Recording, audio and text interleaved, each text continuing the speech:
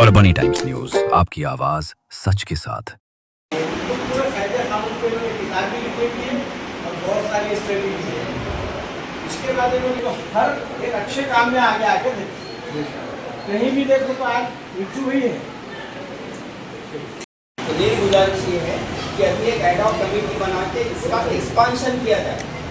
अभी फिलहाल एक एडॉक कमेटी मिट्टू भाई की सदारत में बना। अभी देखिए कि 2021 में सेंसस किया है। ये इसका सेंसस है अभी वो अलग अलग तरीके से वाद रचना का मुद्दा जो है एक संवेदनशील मुद्दा है।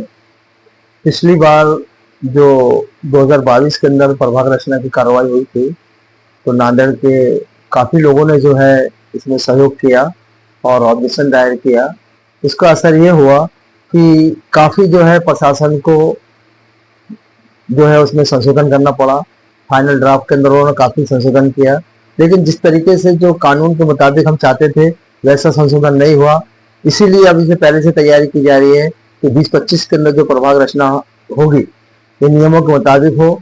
अभी एक सुप्रीम कोर्ट का हमारे एक पिटीशन का आदेश हुआ है, उसमें साफ लिखा है कि परिसीमन की प्रक्रिया का रिसाव नहीं होगा। दूसरा, परिसीमन के जो की जाएगा वो कानून के सख्त नियमों के मुताबिक किया जाएगा। तो ये उम्मीद है कि प्रशासन जो है प्रभाग रचना में जो गड़बड़ करता है, प्रकरण गट को आगे पीछे कर गड़बड़ किस तरह की होती है रचना के अंदर? सबसे पहले तो वो क्या करते हैं कि जो हाईवे क्रॉस नहीं करना हाईवे क्रॉस कर लेंगे, बड़ा नाला क्रॉस नहीं करना नाला क्रॉस कर लेंगे। समान आबादी सबके वार्डों के रखना है, 10% का उनको कम और ज्यादा करने का प्रोविजन दिया गया। उसके बावजूद भी जो है वो कई वार्डों के अंदर 10% ज्यादा आबादी कर देते हैं। जैसे पिछली बार 5वां वार्ड था, जो 4था वार्ड उन्होंने 25 नंबर पे किया था, अब की बीच में 9 नंबर पे डाल दिया था 2022 में उन्होंने, जबकि उसको जो है शुरू में करना चाहिए, लास्ट में करना चाहिए। और दूसरा, एससी के क्लस्टर को अक्सर तोड़ देते हैं। क्लस्टर को इस तरीके से तोड़ते हैं कि पकड़नगर जैसे किसी सेंसस ब्लॉक के अंदर 6 नंबर के अंदर 500 वोट हैं तो एससी के उसमें 300 वोट हैं, तो 6 नंबर के बाद में 7 नंबर क्रम से आना चाहिए सेंसस ब्लॉक, तो वो 11 नंबर डाल देंगे, 50 नंबर डाल देंगे, 120 नंबर डाल देंगे। तो ये जो है उसका क्रम जो है वो चेंज हो जाता है। तो प्रकरण गट को तोड़ नहीं रहा है वो, लेकिन उसके क्रम को आगे पीछे करने से सामान्य वार्ड आरक्षित हो जाता है और आरक्षित वार्ड सामान्य हो जाता है। तो उस वार्ड का जो रहने वाला है उसको जो लोकतांत्रिक मूल्यों के आधार पे उसको उसका फायदा नहीं मिल पाता है। अब उसने अपना 5 साल तक की मेहनत करा कि ये वार्ड से मैं 6 नंबर से चुनाव लड़ूंगा, अब 6 नंबर को उन्होंने gerrymandering के तहत एक जो है उसको षड्यंत्र रच के उसको आरक्षित में डाल दिया। इसे जो है गड़बड़ियां करते हैं। तो इसके ऊपर हम लोगों का जो है उस पर एक बाकायदा ज़कात फंड ऑफ इंडिया हर जगह पे ध्यान रख रही है। अभी सुप्रीम कोर्ट के अंदर औरंगाबाद में हमने स्टे लाया था, अभी उसका फाइनल हुआ है। और अभी जो है प्रभाग रचना को डिवीजन के हिसाब से जो चुनाव हो रहे हैं उसको खत्म करने के लिए हमने पिटीशन दायर की है औरंगाबाद हाई कोर्ट में।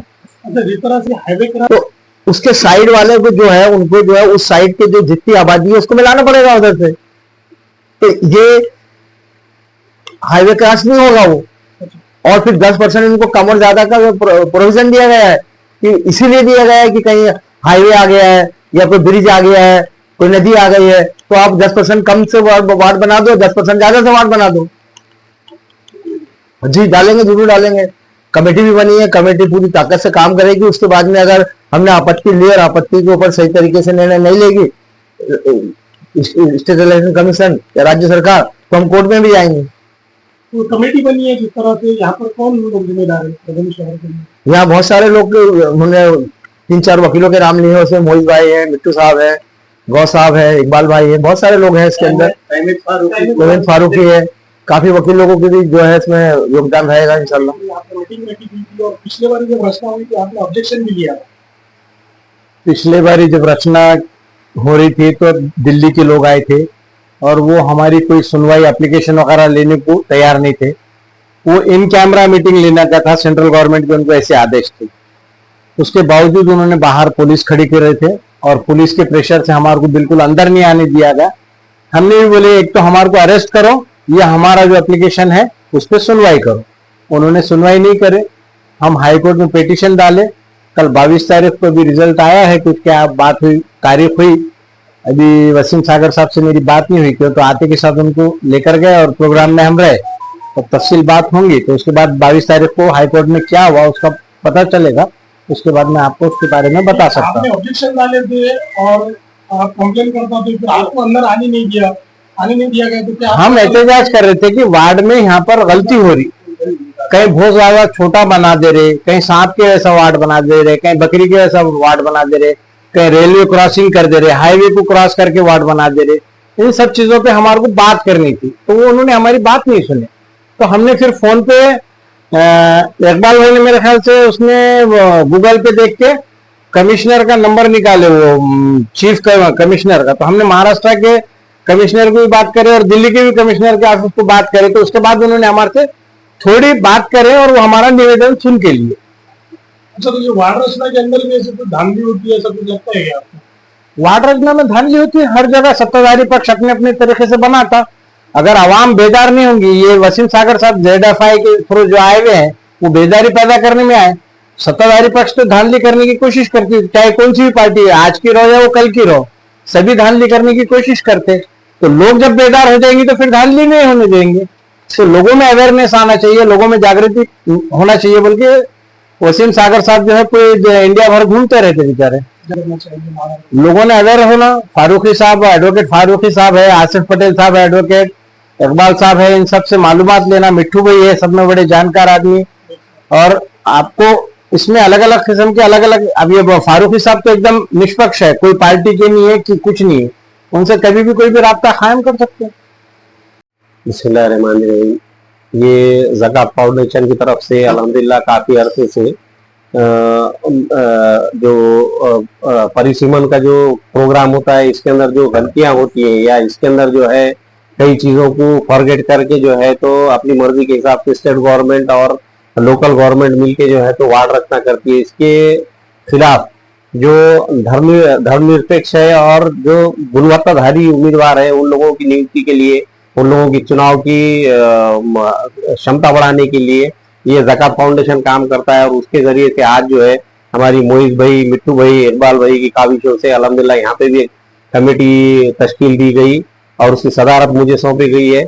बीइंग एडवोकेट मैं यही कहूंगा कि अगर इसके अंदर कोई इलीगल एक्ट होता है, कोई इलीगल बात होती है, कोई इलीगल जो है कायदे से हटके मनमानी कारोबार अगर होता है, तो पुरजोर तरीके से हम परभनी की कमेटी की जानिब से उसका ऑब्जेक्शन लेंगे। और अगर ये ऑब्जेक्शन टेरेबल नहीं रखे इन्होंने या किसी वजह से रिजेक्ट किए तो इसको बाज़ाब्ता कोर्ट में, सुप्रीम कोर्ट तक जो है तो हम इसकी लड़ाई लड़ेंगे हाथ के लिए। कमेटी बनी है कि वार्ड रचना है कि हद तक ही सीमित रहेगी या कुछ आपका पैनल भी महानगर पालिका में लड़ाने वाले हो? नहीं, सिर्फ वार्ड रचना के वास्ते रहेगा ये। और वार्ड रचना में अगर कोई कमी ज्यादती होती है तो अल्हम्दुलिल्लाह इसके वास्ते जो है तो हम खंबीर बने इसके साथ जो है तो इसको ऑब्जेक्ट करेंगे, इसको ऑब्जेक्शन लेंगे और इसका जो है डिफेंड करेंगे। इसको हम जो है तो इसको ऑब्जेक्शन लेंगे। इच्छुक उम्मीदवारों के लिए जो है तो बाज़ाब्ता मोइज भाई जो है, इकबाल भाई है, मिट्टू भाई है, ये लोगों की सरपरस्ती में जो है तो ये प्रोग्राम पूरा रन होगा। तो इन लोगों ने जो है मोइज भाई से, मिट्टू भाई से, इकबाल भाई से राब्ता करना चाहिए।